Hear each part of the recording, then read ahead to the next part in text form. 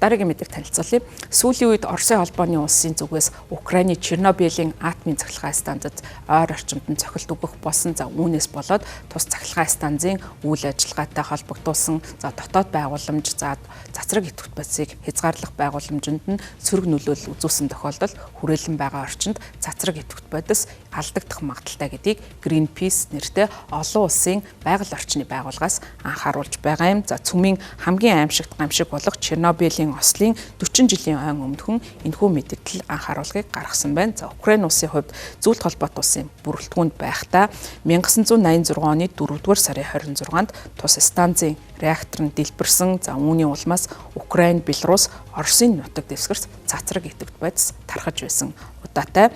Ослын дараа цацраг идэвхт байцас цаашид алдагдахаас урьдчилан сэргийлэх зорилгоор сүүрсэн реакторын эргэн тойрт Сапофаг нэртэй ган бетон дотор талын байгууламжийг яарвчлан байгуулж барьсан. Хэдэн жилийн дараа 2026 оны 11-р сард дотор талыг нь бэхжүүлэх зорилгоор 1.5 тэрбум еврогийн өртгөөр аюулгүй байдлын шинэ хязгаарлалтын бүтэц хэмээх өндөр технологийн металл бөмбөр дээвэртэй байгууламжийг барьж байсан.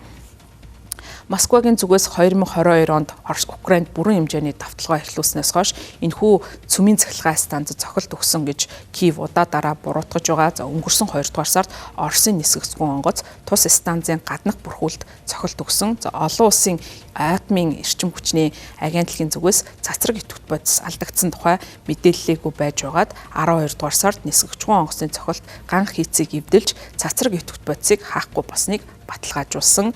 Мөн олон улсын атомын эрчим хүчний агентлагийн ерөнхий захирал Рафаэль Гросси хэлэхдээ шалгалтаар хамгаалтын бүтц нь хаах чадвараа алдсан. Гэхдээ үндсэн аюулгүй байдлын функц нь бол баталгаажуулсан алхмыг хийсэн. Ачаал даах дэд бүтц болон хяналтын системд нь гэмтэл хараахан гараагүй гэдгийг тогтоосон гэж хэлсэн байна.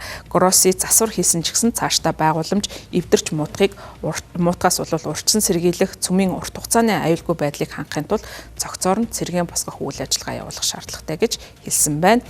Өнгөрсөн сард Францын гадаад хэргийн сайд Жан-Ноэл Баро бөмбөр оройг засахад бараг 500 сая евро шаардлагатай гэж тооцож байгаагаа хэлсэн. Greenpeace байгууллага зарим засварын ажлыг хийсэн ч гэсэн хамгаалтын бамбайг бүрэн сэргээгүй гэж мэдгдсэн. Энэ байдал нь цацраг идэвхт байцас ялгарх эрсдлийг нэмэгдүүлж, ялангуяа дотоод буцаст нурсан тохиолдолд ноцтой аюул бий болгоно гэж тус байгууллагаас анхааруулсан.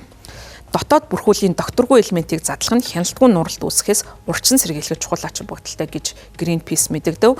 Гэвч Оросын холбооны улсын үргэлжилсэн дайралтаас болж уг газарт энэхүү засвар үйлчилгээг хийхэд саатал учирч байгаа. Greenpeace-ийн анхааруулгаас гадна цахилгаан станцын захирал Сергей Тараканов хэлэхдээ хэрэг пуужин байгууламжийн ойролцоо унсан тохиолдолд байгууламж нь цохилтын давлгаанаас болж нуурах эрсдэлтэй байж болзошгүйг анхааруулсан. 1986 оны Ослоос бидэнд харсан зүйл бол цацраг идэвхт хэсгүүд альва хил хязгаарыг хаахардгүй болохыг бид харсан гэж Таракаров хэлсэн байна.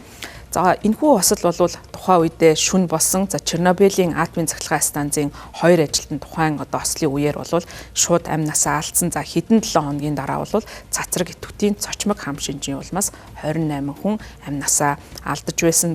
Чернобылийн осолтой холбогдуулан олон хүн амнасаа алдаж цацраг идэвхт байцанд хордож байсан ийм түүхтэй. Ослын шүн Чернобылийн атомын цахилгаан станцын 2 ажилтан дэлбэрэлтийн улмаас нас барсан. Хэдхэн 7 хоногийн дотор цацрагийн цочмог хам шинжийн улмаас 28 хүн нас барсан.